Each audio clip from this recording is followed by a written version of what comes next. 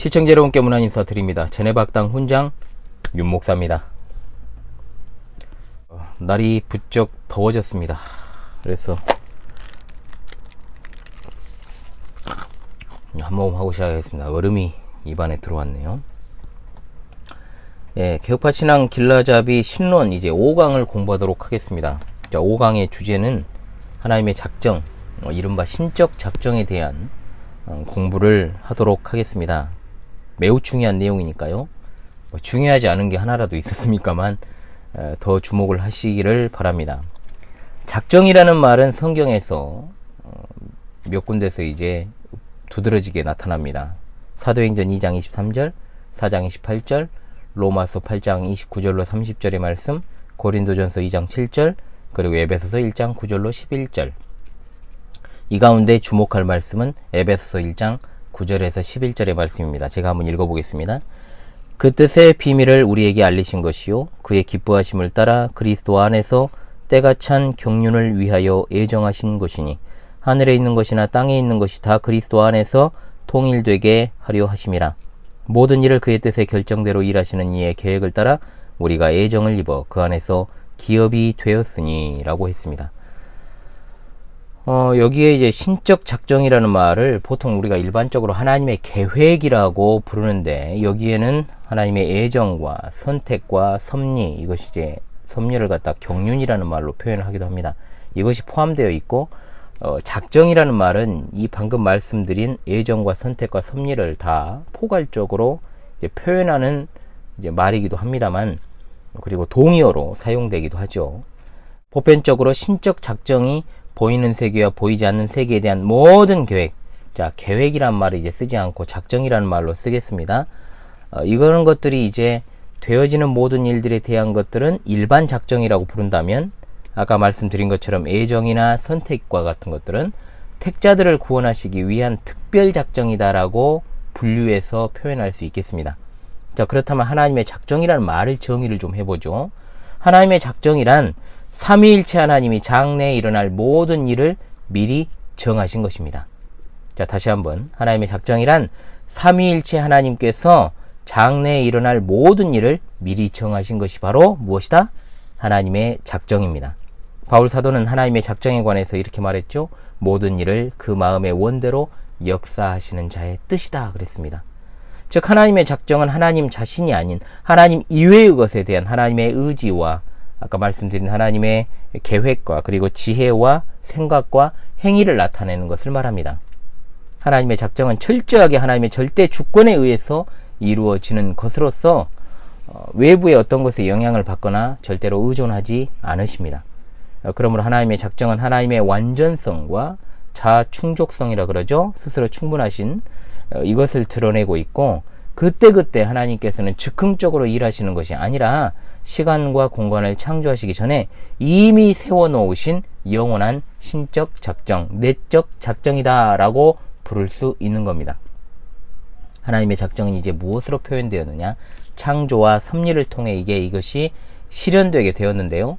창조는 작정이 실현된 것이고, 섭리는 작정에 실현된 과정이다 라고 볼 수가 있습니다. 자, 그렇다면 이러한 하나님의 작정에 변경이 있을 수 있을까요? 없을까요?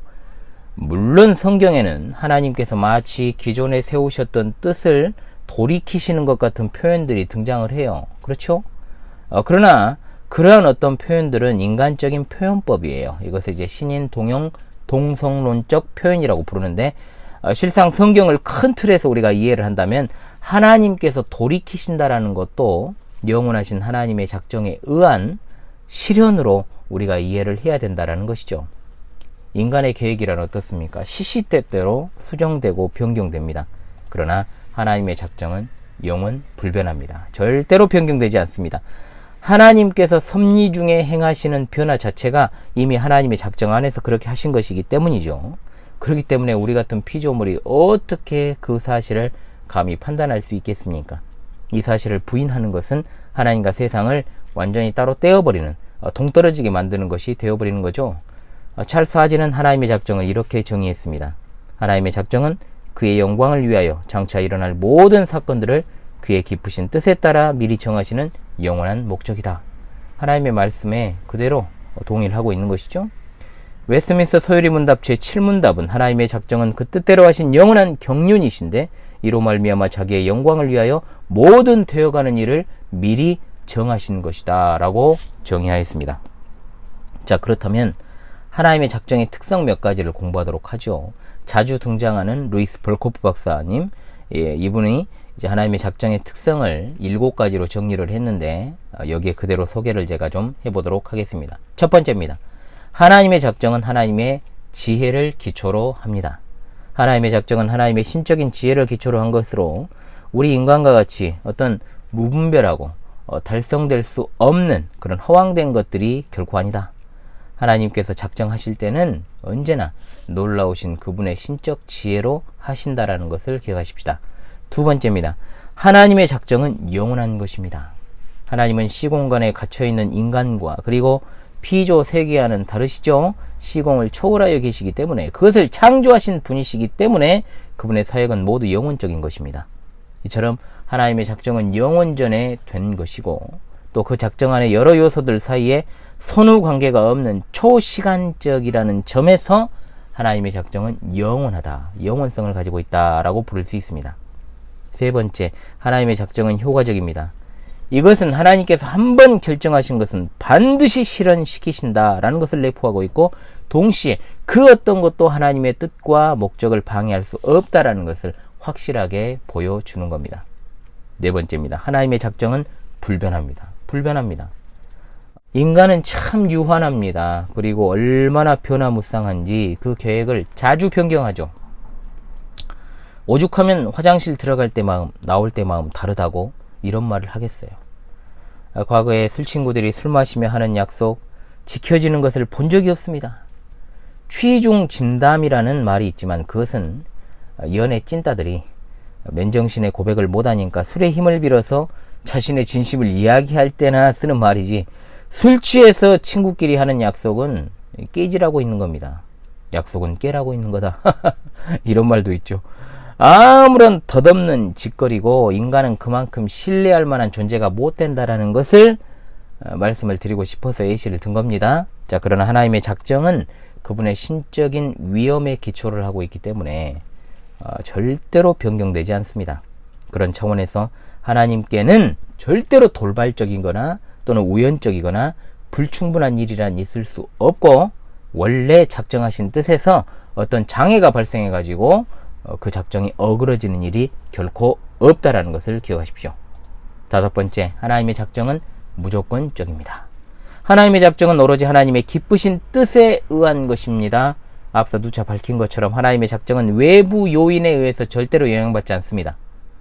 즉 장차 일어날 일을 작정하시는 것뿐만 아니라 실현되는 데 필요한 조건까지도 하나님께서 작정하시기 때문이죠.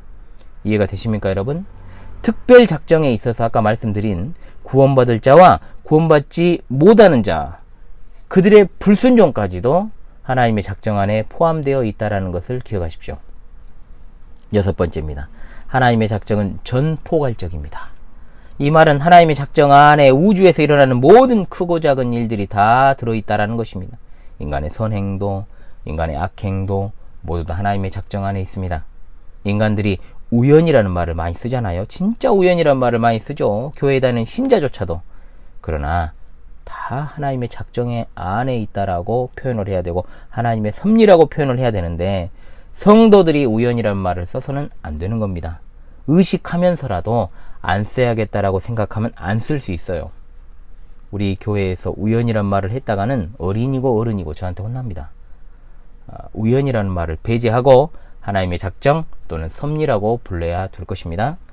또한 사람의 생물, 죽고 사는 것, 그리고 거주지까지도 다 하나님의 작정 안에 있습니다.